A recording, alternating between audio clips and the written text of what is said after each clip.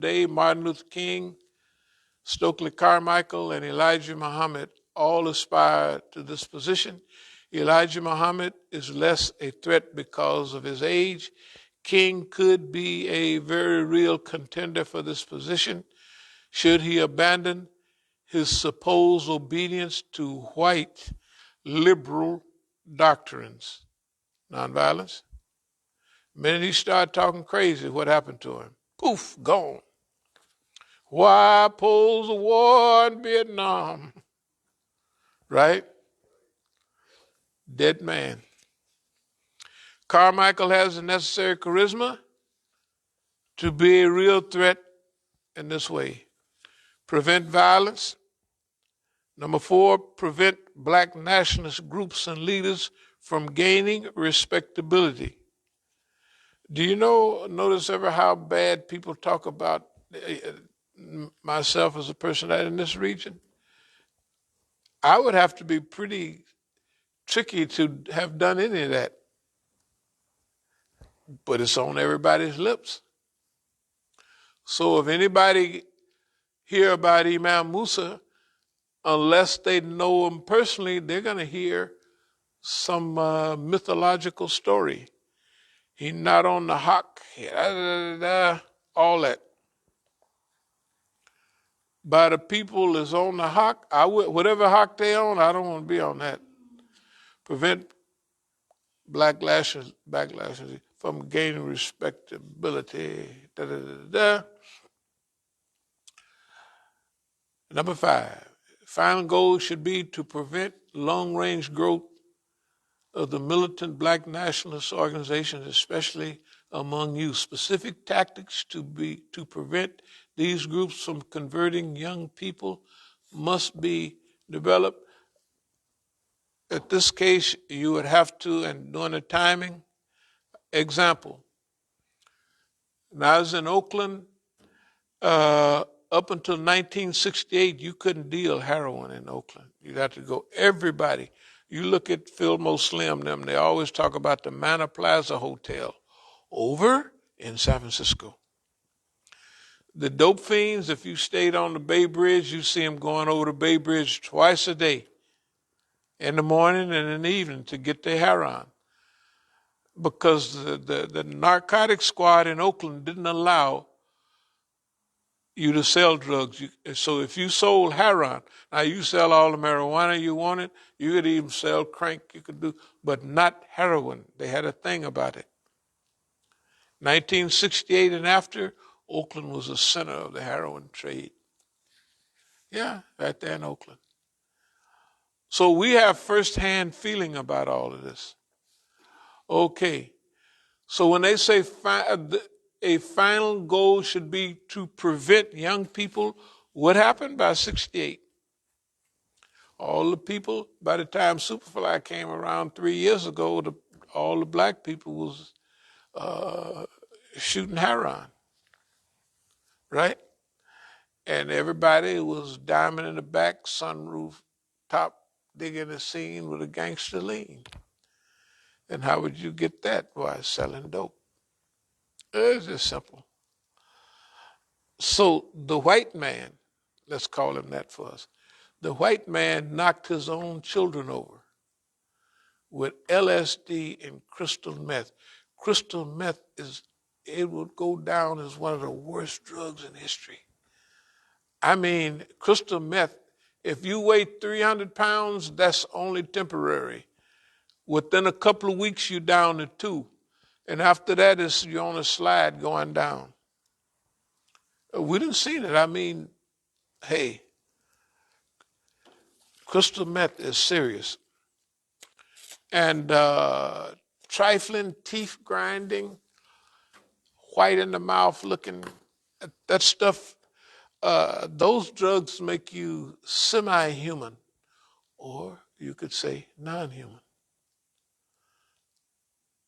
Non-human, because the things that human beings do, like you're doing, taking care of their children, you don't do that. You don't even think about that.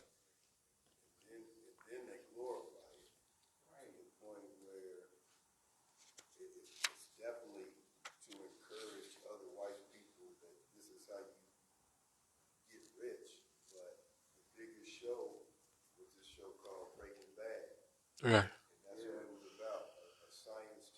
Okay, I heard about that. A science teacher that they do.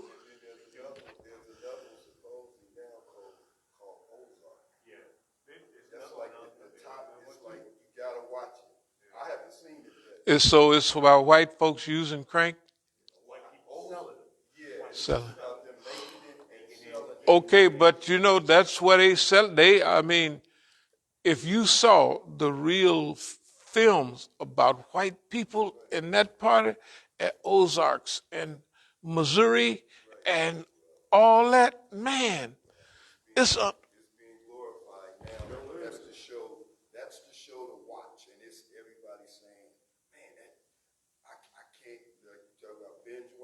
Mhm.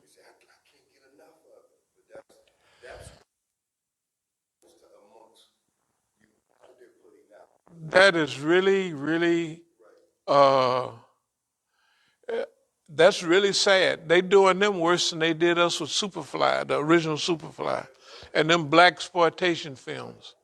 They didn't show no movement that was dealing with organization, uplifting the community. All of it was crime.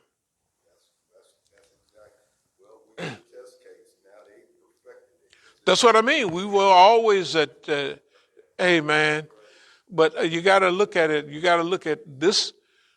What kind of people would knowingly do that to their own people or to humanity? Who would do something that they know? Okay, so we got a good job. We just have to point all of that out. And now we got tons of help. Uh, this COINTEL program, the New Left. This is white boys. Preparation of a leaflet sign designed to counteract the impression that Students for Democratic Society, SDS, and other minority groups speak for the majority of students at universities. The leaflet should contain photographs of New Left leadership at the respective university.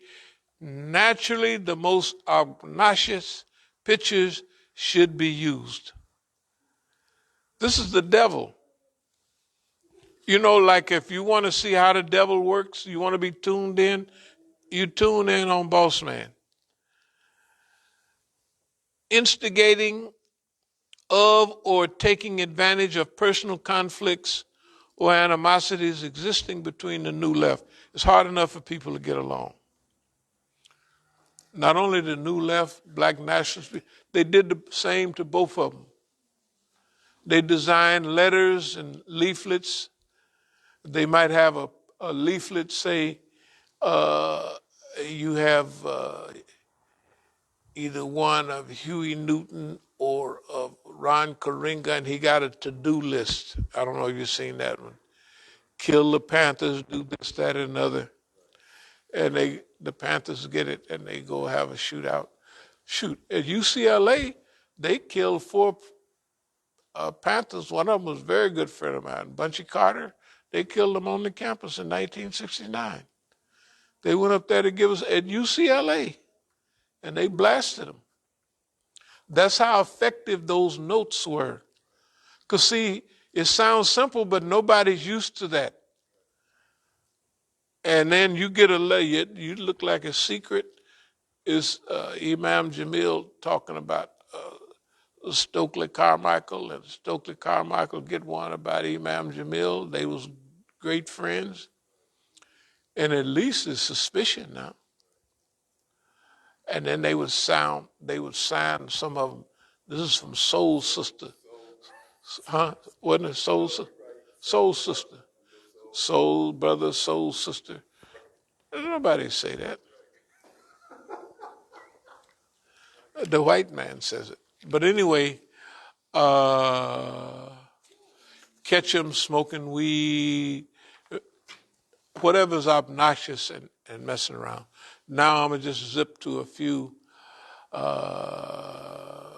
because the STS is Students from a Democratic Society. They put out so much misinformation that SDS, who was white boys, They had some of our brothers, like in Chicago. What was our brother in Chicago? Fred Hampton was not happy with them because what the government was feeding him about the SDS. So he would make some speeches. No, we're not down with that. Da, da, da, da, da. That's because they didn't want him to get any more white friends. Because he had already hooked up with the poor whites from Dixie. See, the poor whites from Dixie was up there with the poor Negroes. And it's simple to say, hey, do you guys get jobs quicker than we do, or do we get what's? And they Peckerwoods, and they say, hell, y'all doing better than we are up here. Let's say, why don't we work together? Those coalitions. Police was treating them the same way. Poor whites, they was taking care of them too. Sometimes the police treat poor whites worse than, I don't want to say it because I don't want to give up our position of oppression and number one on the bad list. But there's some things that you can notice, like a white person, and most of the police killed or shot are by white people. If they stop one of them white boys that's packing and going, just one of them groups, hey man, they'll roll out and they get a chance to because, oh, he's white. And they blast them. I mean, they be blast them. And they go to the range a lot and know how to shoot, just like their cousin and Polish partner. Harassment through the legal system. We won't go into that. We get that all the time. Psychological warfare from the outside. Psychological warfare, we'll talk about all of that later. Infiltration, agent, informers did not merely spy on political activists. Their main purpose was to discredit and disrupt. Their very presence served to undermine trust and scare the potential supporters. The FBI and police exploited this fear to smear genuine activists as agents. Now, you got to notice, we don't ride a broom on nobody. We tell tattletales you should get a snitches union and all of that. No, really, I mean, and it's true. The white man can't come over here. You'll notice it's a white man that don't make you suspicious, right? It don't make you suspicious because everybody loves Islam. But the thing about it is, what do they pay our people? They should pay the tattletales and they should all have at least $1 million salary for the job they have. Look at the people that diverted Marcus Garvey's stuff. I bet you they got a package of chewing gum and stuff like that. Right? So people unionized a union of snitches. Oh, I said that 15 years ago. Do you remember? I said that 15 years. I said, we got to, hey man, don't take that little old $2 they give you, a little old trip to Hollywood, stuff like dumb stuff. It's dumb. Unionize. He can't use anybody. Only thing he can do is get another group of people like you, which would be suspicious. Hey, and then now what we doing, we working on, we want to keep our tattletales. We don't want no extra. We'll keep the ones we have and just keep working on them. I believe in, I actually like Negroes. I think I've said, I always have.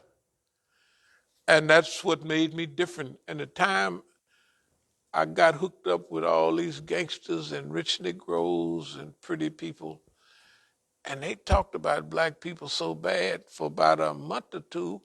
I was with them. Yeah, them niggas is poor, they broke. The nigga need to be broke. Boy, look at here. And I said, wait a minute, hold it. This is not why I got started. But that was a style. I was one individual. I said, I like niggas. I've always liked. That's why the white man always put me in the hole, everything. And he never put no other niggas in the hole. He put me in the hole, you know, because I would be the leader of the riot or whatever it was. So I like Negroes. I like Negroes for how they felt. If a guy wanted to be real cool and I treated him the way he presented himself, not who he was. You know, you want to be cool breeze, you want to be, I'm going to treat you. And I treated people like the way they wanted to be seen. And it helped a lot of them.